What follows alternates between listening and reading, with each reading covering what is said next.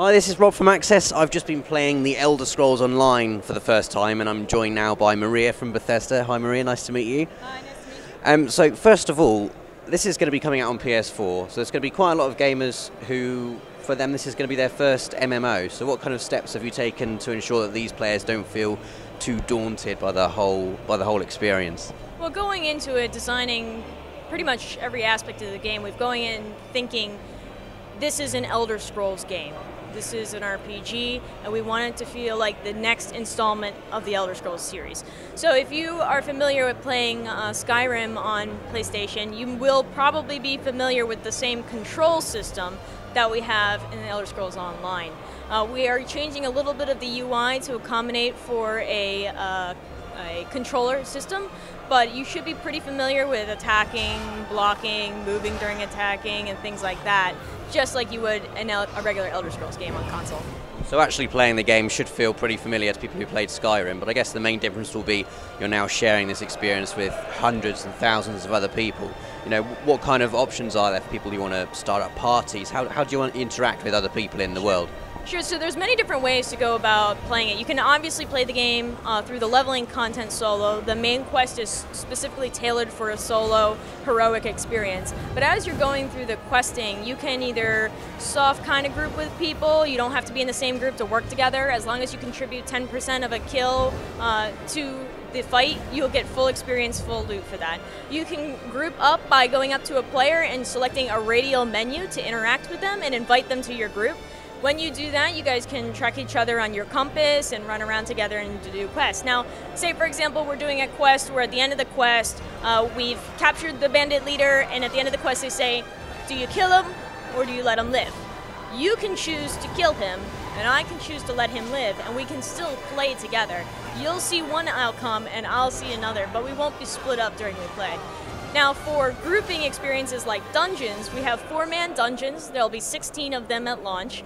You can group up using our looking for group tools in order to find that, or you can just kind of meet up at the dungeon and see what happens. We also have public dungeons, which are non-instance dungeons. They're generally balanced for 2 people. One person can go in with full potions and everything like that and try and conquer it themselves, but it's kind of balanced for 2. So you can just go in there and just see who's in there and meet up and kind of group together doing the quest line in there. We also have master dungeons, and we have 6 at launch. Master dungeons are continuations of the stories of the regular dungeons. So say you'll beat a dungeon and then at level 50 you'll get a master version, which is the dungeon will open up into different areas, there'll be different monsters and a whole new quest line kind of saying what happened after you went through and changed the dungeon. And then we have adventure zones, which we're only talking a little bit about right now, but adventure zones are huge zones that are designed for 4-player groups and up to 24-player groups. So you can do lots of grouping activities.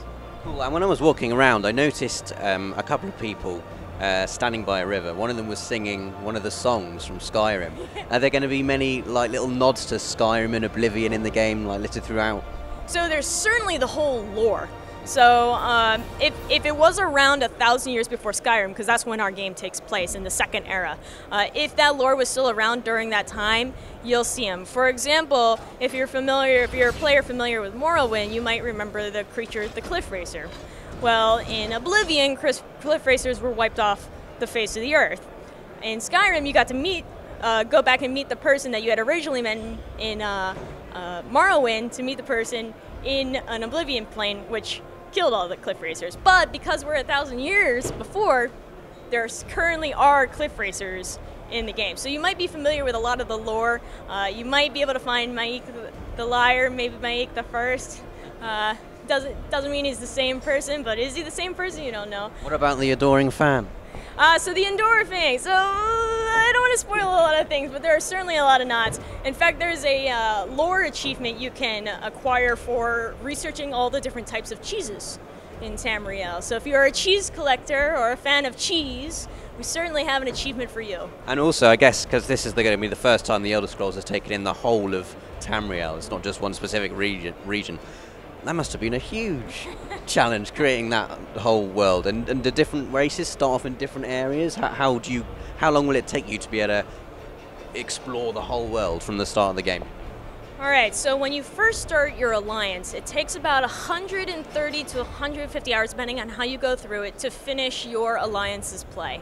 And then once you get to the end of it and you finish your main story, you can choose to go to another alliance's story, do all that story, and then go to the third story. So it's 150, 130 times 3.